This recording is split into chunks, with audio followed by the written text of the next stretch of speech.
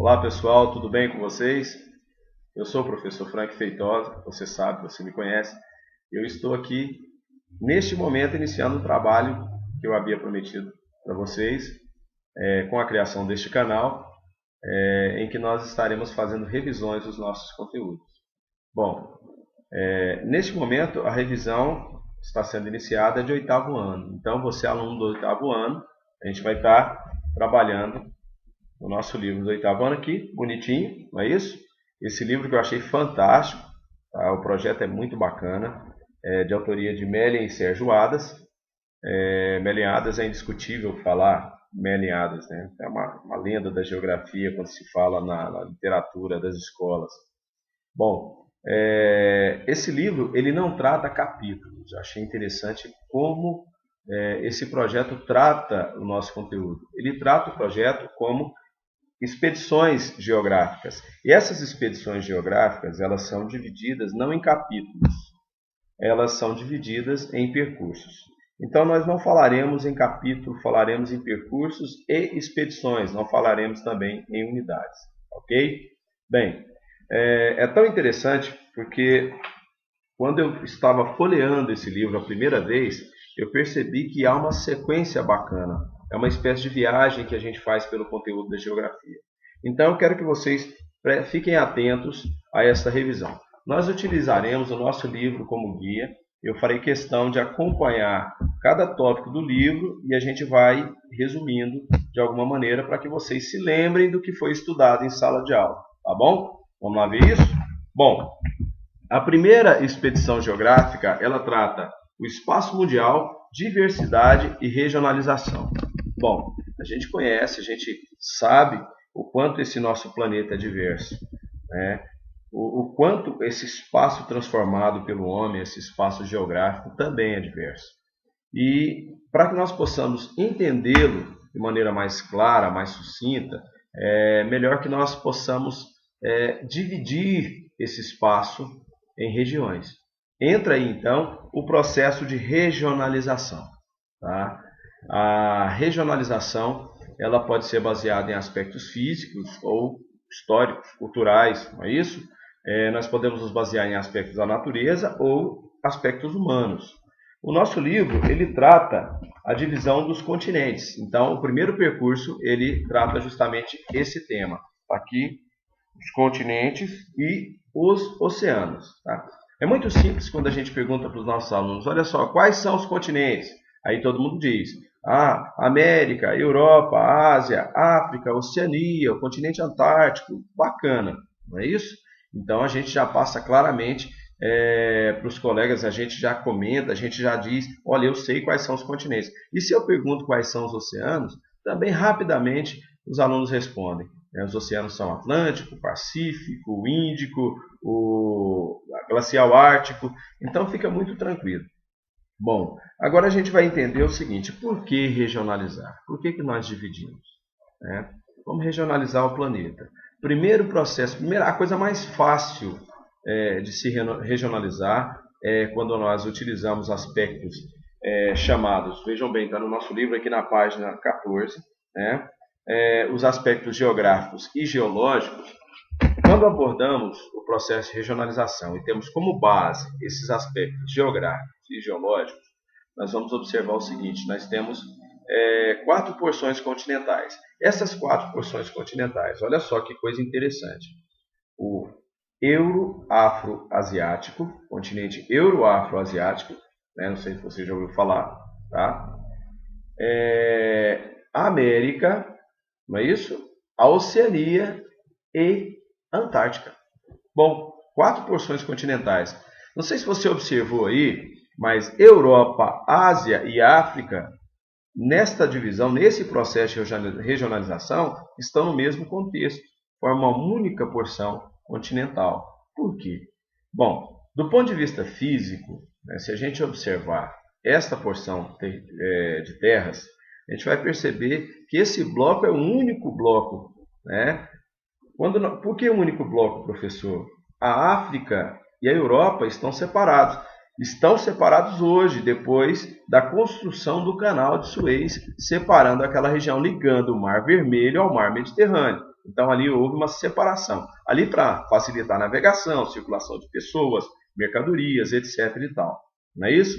Bom, mas a gente sempre lembra que Europa e Ásia formam uma grande, única porção de terras. Continente chamado de Eurásia. Lembram disso? É muito mais raro ouvir falar de continente euro-afro-asiático, né? Ou afro-euro-asiático, porque a África, devido à construção do Canal de Suez, fisicamente está separada do continente europeu, mas isso nem sempre foi assim.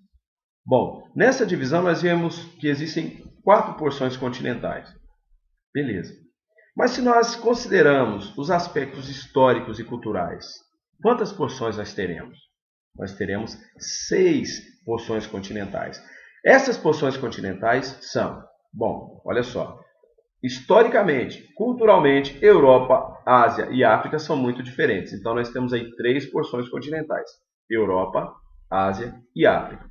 Entenderam? Também chamado de Velho Mundo, essa região é chamada de Velho Mundo. Não é isso? Fator histórico. Continente americano, América do Norte, América Central, América do Sul, né? Chamado também de Novo Mundo. A Oceania, não é isso? Onde nós temos a Austrália como maior país.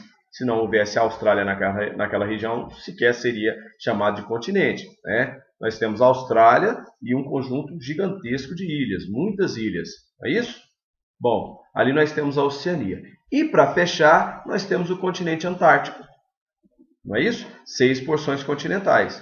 Então, nesse momento, a gente abordou 2 fatores, 2 critérios básicos de regionalização. Geológicos e geográficos, não é isso? No primeiro momento, e depois históricos e culturais. Bem, então nós vimos que regionalizamos a Terra. O nosso planeta está regionalizado. Nós temos as porções continentais, não é isso? Beleza, os continentes. E temos os oceanos também, né? Se a gente parar para analisar, nós temos uma única grande porção de água que envolve todos os continentes.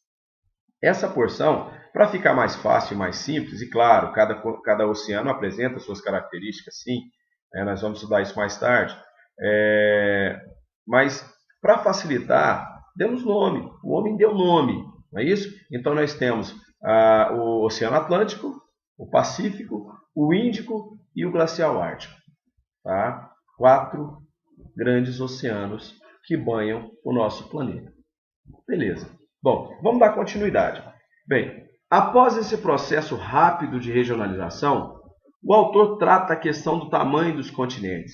Olha que interessante. Quando falamos de tamanho, é porque nós queremos a definição de continente, não é isso? Porque quando nós falamos de ilha e continente, o conceito é praticamente o mesmo, né? São porções de terra cercadas de água, não é isso? Tá? Mas como é que nós vamos diferenciar continentes de ilhas? Bom lembrar isso, né? Bem, convencionou-se que a Groenlândia, que pertence à Dinamarca, não é isso? Fica ali pertinho do Canadá, Estados Unidos, ali bonitinho, não é isso? Bom, a Groenlândia, ela é considerada a maior de todas as ilhas, ok? A maior de todas as ilhas é a Groenlândia.